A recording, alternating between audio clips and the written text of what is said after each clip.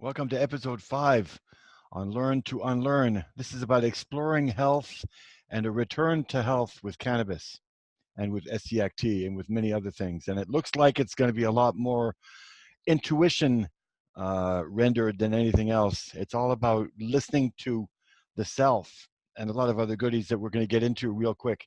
Um, in this episode, we take a necessary and painful walk into our past, and in doing so, we're going to attempt to liberate our fears of it all and what lies ahead. And forgive me if I need to read at times little notes that I have, but this just came out a couple of nights ago when I was thinking about how to approach this show and how to do it in a good way and, the best way possible. Okay, so I've explained the cancers briefly that I've had, that I do have. One aggressive cancer from the bladder, and one low-grade cancer, they say, which is prostate cancer. And I'm taking cannabis oil and Essiac to fight both of them. And this is like a weekly diary that I'm going to be doing, talking about various things. And no, you can't really resume a healing that fast once a week, but it's nice to be able to have a platform like this to be able to talk about different problems that you have, which I'll be addressing. There's going to be testimonies about health and about sickness and what difficult walks we have. In this journey, I'm really blessed to have with me people that have proven themselves to be who they really say they are, like integrity-driven souls who have been able to talk about their horror stories.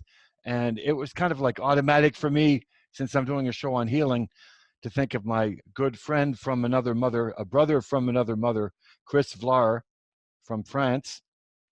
And he's Dutch, actually, but he's living in France. And he's agreed to do a segment with me, talking about the horrors of what we've been faced with and how we deal with them, and how we both in this program are going to try and hopefully assist other people in the same ballpark. Even if they're going through it now, we already went through it and we're going through it step after step, stage after stage. So if people allow us to, we can be a part of their healing and, be a part of their most sensitive personal growth life's lessons. So it's all about finding that space that's free from trauma, and you can be at peace. And that's where the healing is going to begin. It's all about community getting together, sitting around a fire, and taking turns to speak as we try to enlighten ourselves and those around us. So I'm going to be talking with him, and he seems to share his passion, where he's been with no regrets. And it's a genuine understanding of life and how each of us are meant to approach it in a different way. He's a soft-spoken soul, and I invite you to take the time and watch this segment with me. And my friend Chris joins me at this moment after setting all this up. How are you, Chris? I'm fine, Luca. How are you? You got to say it for everybody. How do you say that, brother from a different mother? How do you say that again? Goedemiddag, broeder. Of goedenavond, broeder van een andere moeder.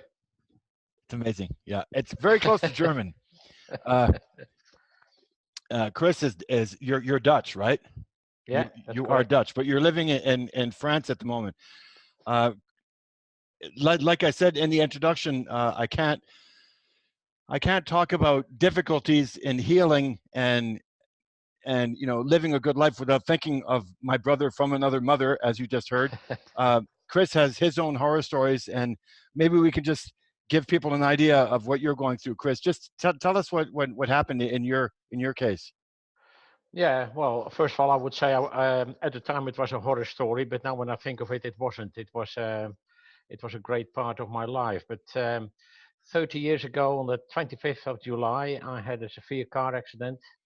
In that, I lost my right leg, just under the knee. My left elbow is totally smashed up, so I got limited use of my left arm. I had my own business at the time, a flower business back in Holland.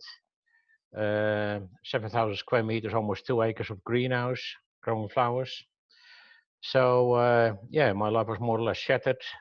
Both my upper legs were broken, and a couple of holes here and there, to say it a bit not so polite.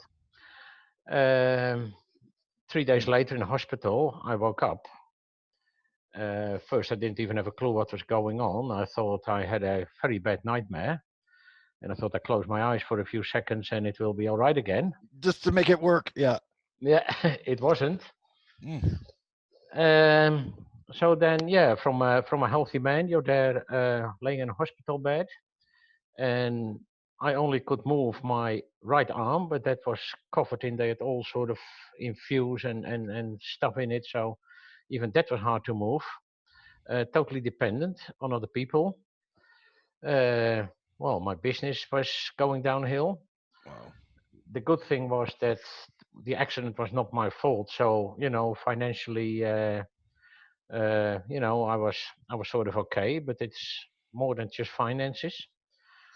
Yeah, and then you start a healing process, and at first you listen to the experts, so to speak. What else can you do? Hang on. Let me make it look good. Okay. Yeah, yeah. Mm. Oops. Yeah, that doesn't look good. Um, No. then you and well, there are two sides to it. Of course, the physical part to get better, and the emotional, spiritual part, if you want. Because of I had three operations in a short time, so I had for about 20 hours or so anesthetic. Cannot remember exactly, so give or take 1 or 2 hours. So I had a lot of toxins in my body, and they gave me, I can't remember what medication it was, but it's the equivalent of morphine. And I had one of the big tablets, or three, I think about three of the big tablets a day. And I was really getting horrific sort of, not nightmares, what's the word? Mm. Hallucinations. Yes. Yeah, I was getting horrific hallucinations, really scary ones. And, I said, can't I stop with these pills? Because, probably combinations got a bad effect. No, you can't, because now you're addicted to it. And I thought, right, so does that mean that for the rest of my life I need to keep taking them? Because if I'm now addicted, I'm keep taking them, then it only gets worse. So I thought, what I do, I cut back from 3 to 2 a day, and just see what happens. Mm. So that's what I did. I did that for a couple of days, 2, 3 days, and nothing really happened. So I thought, well, then I go back to one. Did that for about 3 days, nothing happened. So then I went back to nothing. So I was collecting all these pills at the time. Yeah. And after a couple of days, still nothing happened. So I said to the nurse at some point, well, here's a bag of pills. And I stopped it. And they weren't impressed that I didn't consult them, and I did it all on my own Yeah. account without having knowledge of it. But, well, also for the emotional part, um, I was explained very quickly that losing a limb or a part of your body, it's a similar experience as losing a loved one, as losing a child, or like that. Well, what might or might not be true, I don't know. It's Mm. um, I did have yeah, periods. I wondered what happened with that amputated leg of mine. I even asked the surgeon, and he said, "Well, all that waste, it's getting all burned altogether." I thought, waste? You're talking about my leg, mate. Mm. That's not waste. That is my leg. Anyway, the guy's done a good job for me, so I cannot knock him for it. Um, After 2 months, I went to the rehabilitation center, and of course, I had bad moments in the hospital as well. And I there was another guy, similar age as mine, who also had a car accident, and we gave each other a lot of support, being sarcastic, uh, taking the mickey out of each other, and you got nothing else to do, staring at the ceiling. So, and there was a psychologist, and she wanted to have an intake with every patient on the ward because they asked, do you are you need a psychological help? I said, no, I'm fine. Sometimes, I got a bad day. Then I go to my bed, cry for a couple of hours, and then uh, kick myself under the butt. No pun intended, but with one leg is a bit difficult. I but understand. so I had this intake with this woman. I said, yeah, I don't mind if she wants. I can understand that she wants to know. She said, have you had already had a severe depression? I said, no, no. I said, haven't had one. Now and then a bad day. If things a couple of days don't work out as you want them to be, you get a bit fed up and you think, you go two step forward, one step back, and that one step back sometimes, yeah, it does hurt, and maybe I wanted too much. But oh, she said, if you haven't had one, you will get one because that's normal. Now I'm not normal, so at the other hand, I'm still entitled to a depression now. Mm, So you've got to know your rights. So yeah, I was a bit shocked by what she said. This is a psychologist who should help you mentally get you back on your feet. Um, and I thought, wow, um, now I know why I definitely don't want to visit her because if I haven't got a depression, I will get one because of her. yeah, yeah, and she'll make sure of it, and then she'll make sure that she has the piece of paper to go with it for, Yeah, a prescription. yeah. I See, I this studied is for it. this is all. I guess one of my hopes in doing this show is to be able to tell people like this is not true. There are so many other ways to be able to heal, and it's not in the hospital for me. And I think you can agree. Well, yeah. Of course, in my situation, broken legs and whatever, and I'm glad the hospital was there to patch me up and everything. Hmm. So I wouldn't want to say that hospital is not for me. Well, it isn't for me, but all the stuff around it.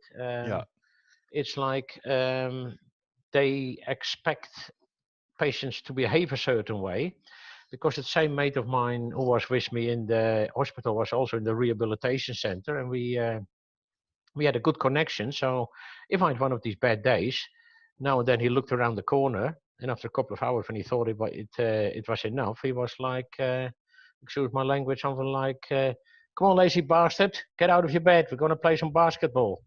So then I was, "Oh, shut up," and hmm and that hmm was it. And then that was for me. I knew he cared for me, and I cared for him.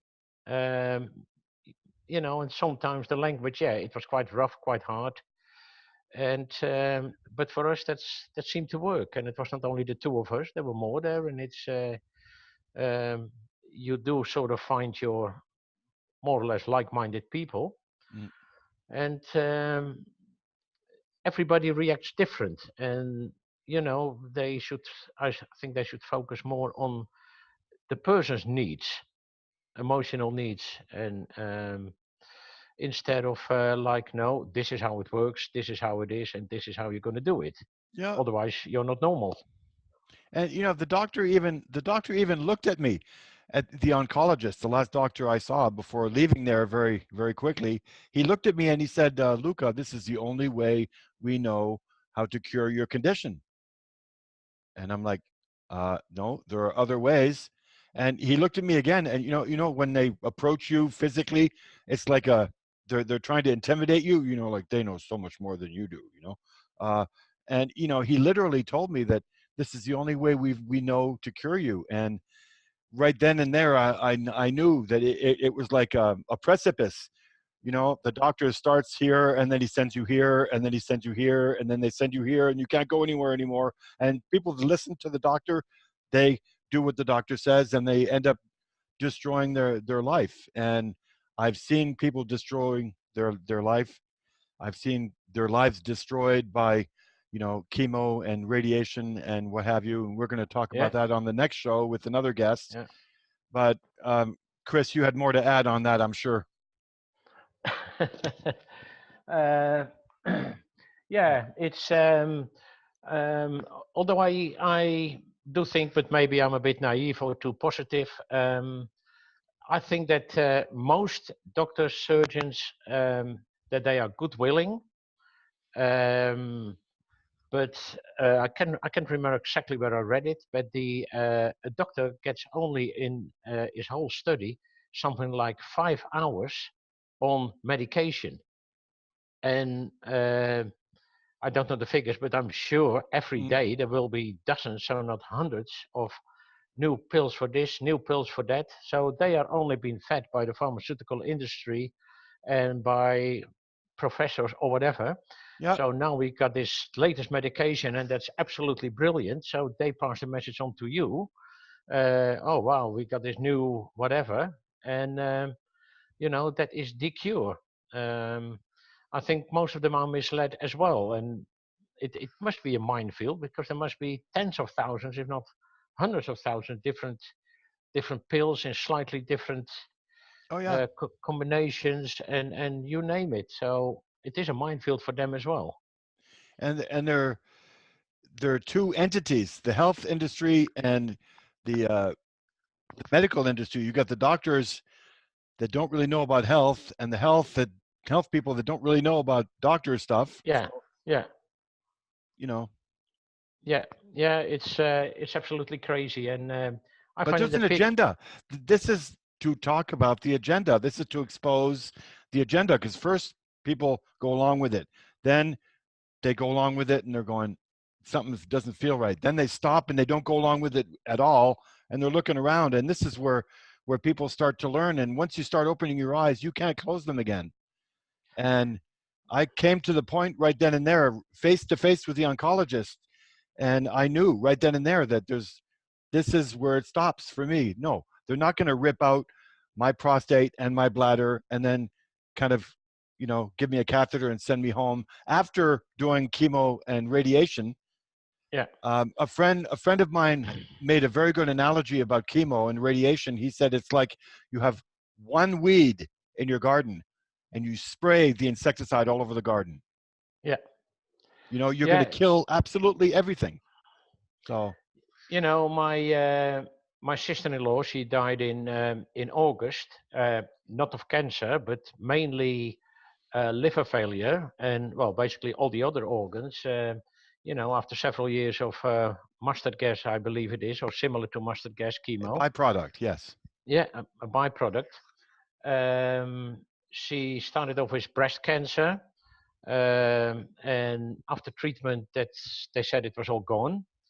And then the year after, 6 months later, the cancer was everywhere in her body. And I'm certainly no expert, but I have been told that even chemo, it sort of can produce loose cells that go around your body and nestle somewhere, Hmm. and and start it all over again. So I said to her, why don't you start with look into it with apricot kernels, B12 vitamins that's in apricot kernels, cannabis oil, and many. No, no, no, no. I trust the medical profession. Um, Mm. she was very positive in her, during her sickness, during her illness, but uh, it was therapy after therapy, and then liver started to pack up, kidney started to pack up, and problems with this, problems with that, and she was all bloated. She looked like 11 months pregnant in the end. Mm. Uh, all the hair falling out. The family was affected. Still relatively young children. The youngest is now 19, so when it started, it was 14. Um, and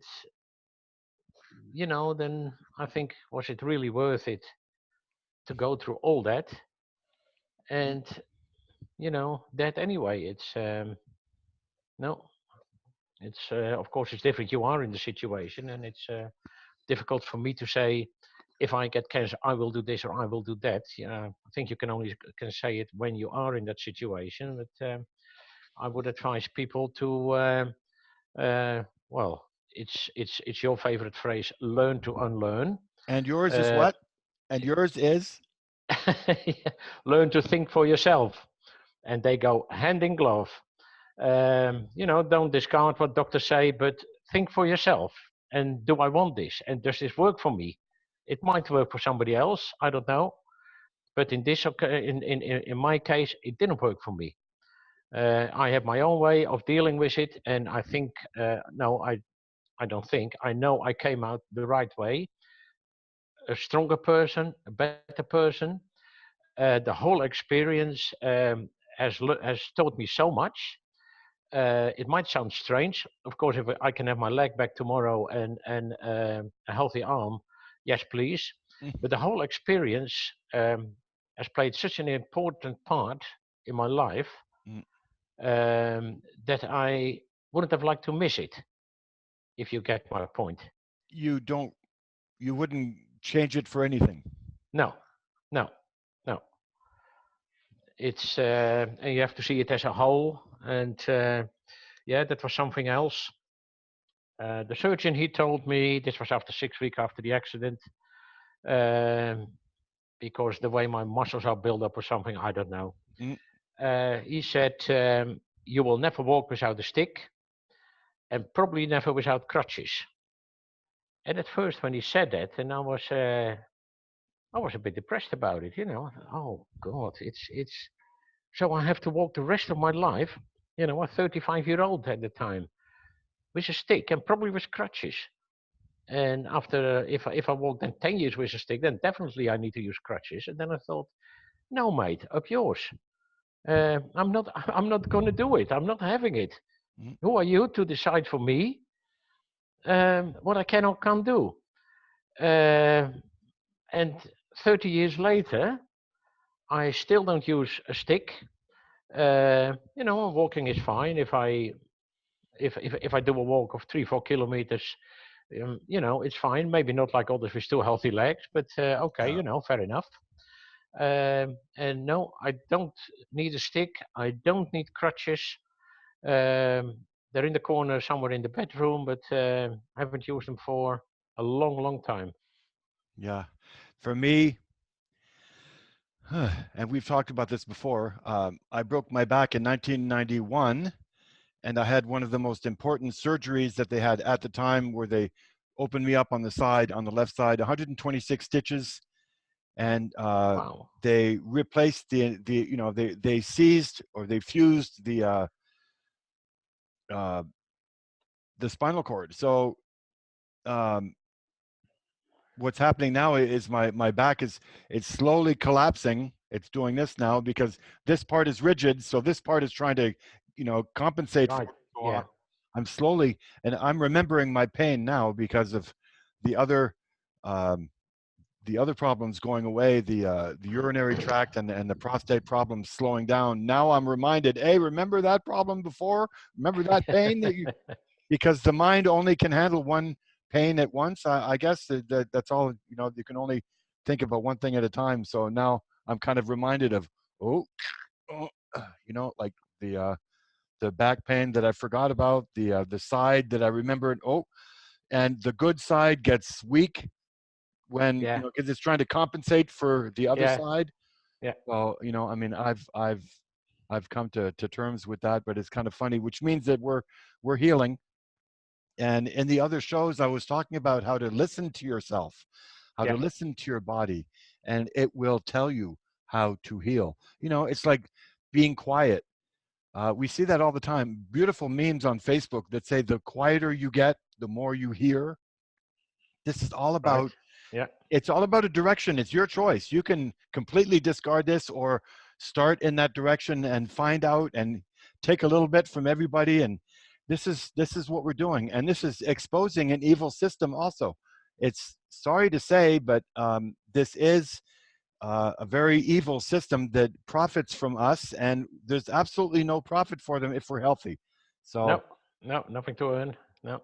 you know, And that's another good example that I had with the power of the mind. It's in the beginning when I came out of the artificial coma and I had in the amputated leg, I had what they call phantom pains. mhm, I felt the uh, the the foot from the leg that was amputated. It felt to me if the foot was in a shoe that was 2 sizes too small. Or I don't know what sizes you use in the States, but Yeah. I think a bit different. But in anyway, in a shoe that is too small. And I said, and it was yeah, it was quite horrific pain. So I said to the doctor in hospital, I said, but if, can you do something about it? He said, no, phantom pain is nothing we can do about it. Mm, So you have to learn to live with it. Well, he did say the only thing that seems to work is cannabis, but I'm not supposed to tell you that. mm, And well, I thought I can hardly smoke a spliff in hospital. That's a bit. mm. Yeah. But what I did, and for a day or so, and I was just pondering about it. How can I tackle this? And um, um what I did, I thought, I got nothing to lose. I'm just going to try it. I went into some sort of altered state, if you like, Hmm. meditative state, whatever you want to call it. And in my mind, I was undoing the shoe first from my good leg. Yeah, took my shoe off in my mind. Undo the laces, open the shoe up, and Hmm. take it off. And then with my amputated leg, and almost straight away the pain became less. And I've done that over I can't remember exactly, over 3 4 days. Did it Mm-mm. several times a day. After that, the pain was gone. Wow. So how the process works, I don't know. I'm not an expert, but it worked anyway.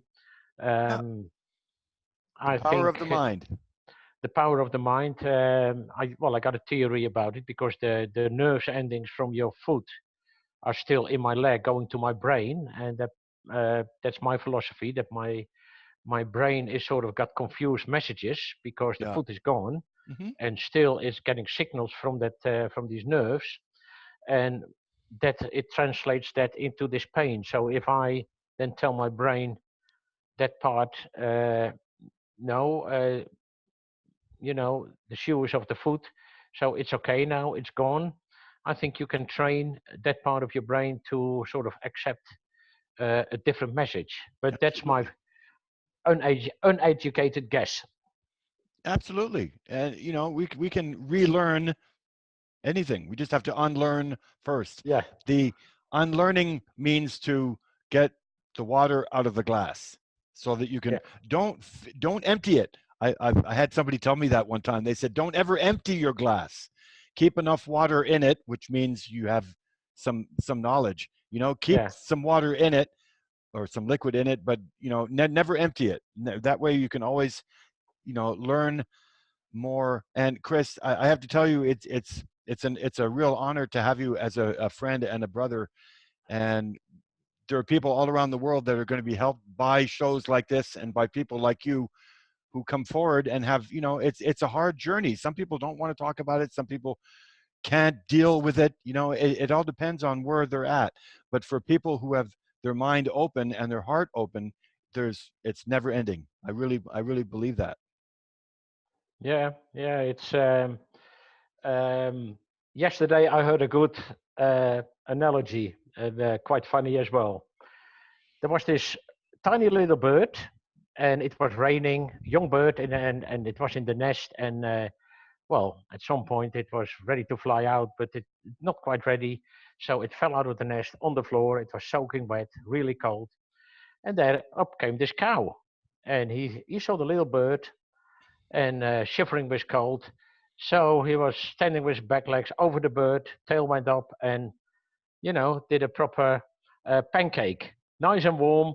So the bird was nice and warm, Cute. and but then a hyena saw what happened, and he saw the little bird, covered in the cow dough.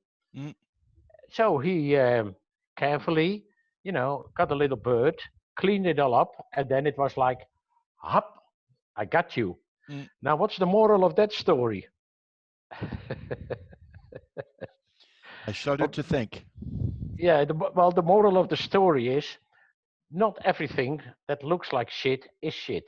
Mm, And not everybody, everything that cleans you up is really meant to clean you up. Oh, cute. Yeah. Yeah. Whoops. Yeah, I like that one.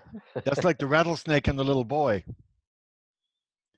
That's like the rattlesnake and the little boy. The little boy's on top of the mountain and he's going down, and the rattlesnake is looking at him, saying, I want to go down. Pick me up.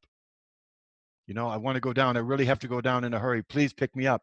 The guy says, I know what you are. You're a rattlesnake. I'm not going to pick you up. You're going to bite me. And he goes down further. The rattlesnake shows up again and says, please pick me up. I won't bite you. I promise. I swear it. I'll never bite you. The kid said, no, I don't trust you. And he keeps walking down the hill. Finally, the third or fourth time, the rattlesnake says, please. He says, I'm begging you. I really, really have to go down. And the kid saw the rattle stop. So he said, well, okay, I'll trust you, goes down the mountain with it. And on the bottom of the mountain, the snake bit him. And the boy throws him on the ground. He says, why did you do that? I brought you down from the mountain. And the rattlesnake says, yeah, but you know who I was when you picked me up. Yeah. Yeah. Yeah. Yeah. That's the moral of that one. But we're going to Yeah. have more shows like this, Chris. I hope. I just wanted to focus today on your show, on your story, and Yeah. to have you on, because these are going to be short messages once a week, just to let people know what's going on. And I'll give you some closing words if you'd like. Oh God, now you throw me. Yeah, cameras on him. Yeah. Okay, ready? Go. Yeah. Well, again, I would like to say it's whatever situation you're in, and it doesn't have to be in hospital, like in Luca's case, or in my case. Every situation, yeah, as Luca said, learn to unlearn. Yeah, so many things that's been taught to us that is not necessary. Some are true, some are not true. Investigate for yourself, and if it sits right with you to use chemo, then please do. It wouldn't be my thing, but it's everybody to their own. All choices you have to make, and yeah, think for yourself what is best for you, and what all the other think is really not that important. You hear so often somebody has an illness, and the doctor says you got 2 months to live, and exactly 2 months later they die Mm, because it's in their mind. They said I'm going to die within 2 months, so they die within 2 months. And mm. I'm sure that the power of the mind is very much underestimated. What we can do, and of course, also very important. Be careful what you eat. You are what you eat. They sometimes say, and I believe that it's a mixture of a bowl. It's a mixture of many things. Yeah, So yeah, I would like to give that to the people, and I hope I've been to some use for somebody. absolutely. And this is what the show wants to do. And it's like I said in the other shows, it's all about listening to yourself. It's a choice that we have. You Yeah, know, you want to keep drinking that diet Pepsi and gaining weight, and taking your pills. Everything man-made works together to poison us. yeah, So yeah. start eating more from the earth and less out of a box, as they say. So we'll be back with another show, Chris, soon, some other time. I'm not sure when, but this is on the fly. This is perfect for today, and I can't thank you enough for being on. Um, on the next show, we're going to be talking with Roger Landry and his view on chemo. So until next time, thank you so much, Chris, for being on. And this is Luca Majno with Learn to Unlearn. And like he says, think for yourself. Learn to think for yourself. Thank you for inviting me. It's Thanks been a so much. pleasure. We'll be back next week. Okay. Good night.